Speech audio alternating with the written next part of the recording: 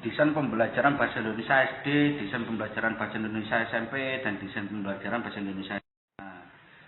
Desain pembelajaran adalah pengembangan secara sistematis dari spesifikasi pembelajaran dengan menggunakan teori belajar dan pembelajaran untuk menjamin kualitas pembelajaran. Proses perancangan dan pengembangan ini meliputi segala proses analisis kebutuhan pembelajaran, tujuan, dan pengembangan sistem untuk mencapai tujuan. Pengembangan bahan dan aktivitas pembelajaran, uji coba dan evaluasi dari seluruh pembelajaran dan aktivitas peserta didik. Desain pembelajaran bahasa Indonesia SD.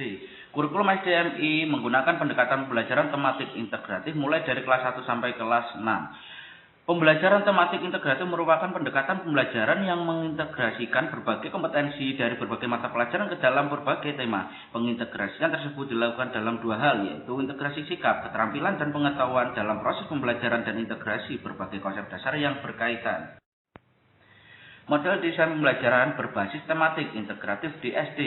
Menurut Thomas Armstrong tahun 2006 menyebutkan bahwa kebutuhan perkembangan anak usia SD ialah fokus pada upaya membantu anak memahami bagaimana dunia bekerja secara aktif dengan melibatkan mereka ke dalam kehidupan nyata sehari-hari. Langkah-langkah mendesain pembelajaran berbasis tematik. 1. Mengidentifikasi kebutuhan pembelajaran. 2. Menganalisis karakteristik peserta didik. 3. Merumuskan tujuan pembelajaran. 4. Mengembangkan strategi pembelajaran. 5. Mengembangkan bahan pembelajaran. 6. Mengembangkan media dan sumber belajar. 7. Mengembangkan instrumen penilaian. Metode pembelajaran di SD atau MI. Metode unit. A. Persiapan. B. Penyajian bahan. C. Bimbingan. D. Generalisasi. E. Penggunaan.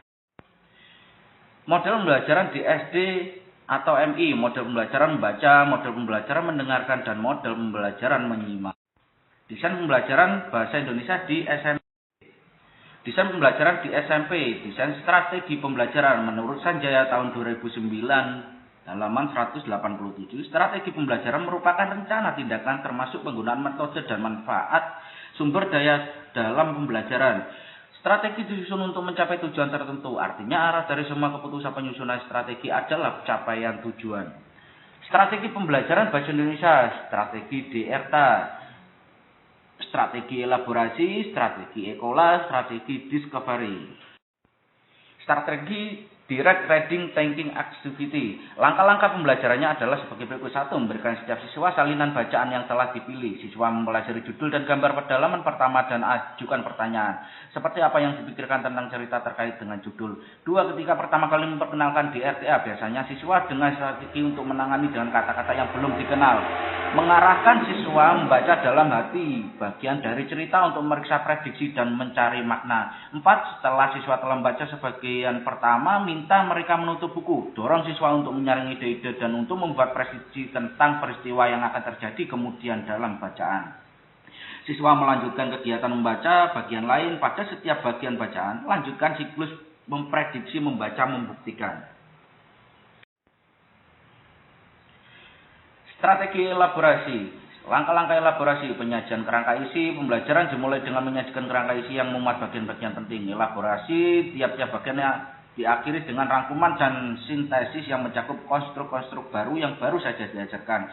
3. Rangkuman berisi pengertian-pengertian singkat mengenai konstruk-konstruk yang diajarkan. Tahap akhir pembelajaran disajikan kembali kerangka isi untuk mensintesiskan keseluruhan yang telah diajarkan. Strategi ekola. Tahapan pelaksanaan ekola adalah sebagai berikut. 1. Menentukan tujuan yang komunikatif untuk membaca. 2. Membaca dalam hati. 3. Mewujudkan pemahaman melalui aktivitas menulis dengan cara menuliskan tanggapan yang sesuai dengan tujuan yang diharapkan. 4. Diskusi dan klarifikasi pemaknaan. 5. Menulis hasil pemahaman dan membandingkan. Strategi discovery, langkah-langkah kegiatan, menentukan tujuan pembelajaran, melakukan identifikasi karakteristik siswa, memilih materi pelajaran, menentukan topik-topik yang harus dipelajari siswa secara induktif, mengembangkan bahan-bahan belajar yang berupa contoh-contoh ilustrasi, tugas, dan sebagainya untuk dipelajari siswa, mengatur topik-topik pelajaran dari yang sederhana ke kompleks, dari yang konkret ke abstrak, melakukan penilaian proses dan hasil belajar siswa. Desain pembelajaran bahasa Indonesia untuk SMA. Pada kurikulum 2013, pengembangan kurikulum mata pelajaran bahasa Indonesia menggunakan pendekatan pembelajaran bahasa berbasis teks. Pada pendekatan ini diharapkan siswa mampu memproduksi dan menggunakan teks sesuai dengan tujuan dan fungsi sosialnya. Bahasa Indonesia diajarkan bukan sekedar sebagai pengetahuan bahasa, melainkan sebagai teks yang mengemban fungsi untuk menjadi sumber aktualisasi diri penggunaan pada konteks sosial budaya akademis. Teks dimaknai sebagai satuan bahasa, baik verbal maupun non-verbal, yang mengungkapkan makna secara kontekstual. Desain pembelajaran SMA, metode pembelajaran membangun konteks, pemodelan, menyusun teks secara bersama, menyusun teks secara mandiri. Komponen utama desain pembelajaran. Komponen utama desain pembelajaran. Komponen-komponen yang terdapat di dalam desain pembelajaran biasanya digambarkan dalam bentuk yang direpresentasikan dalam bentuk grafis atau flowchart. Model desain sistem pembelajaran menggambarkan langkah-langkah atau prosedur yang perlu ditempuh untuk menciptakan aktivitas pembelajaran yang efektif, efisien, dan menarik. Untuk merancang dan mengembangkan sistem pembelajaran yang dipengaruhi oleh beberapa komponen sebagai berikut. Kemampuan awal peserta didik dan potensi yang dimiliki. Tujuan pembelajaran umum dan khusus adalah penjabaran kompetensi yang akan dikuasai oleh peserta didik. Analisis materi pembelajaran yang digunakan untuk mencapai tujuan pembelajaran. Analisis aktivitas pembelajaran merupakan proses menganalisis topik atau materi yang akan dipelajari. Mengembangkan media pembelajaran yang sesuai dengan tujuan, materi pembelajaran, dan kemampuan peserta didik. Strategi pembelajaran dapat dilakukan secara makro dalam kurun 1 tahun atau mikro dalam kurun kegiatan belajar mengajar.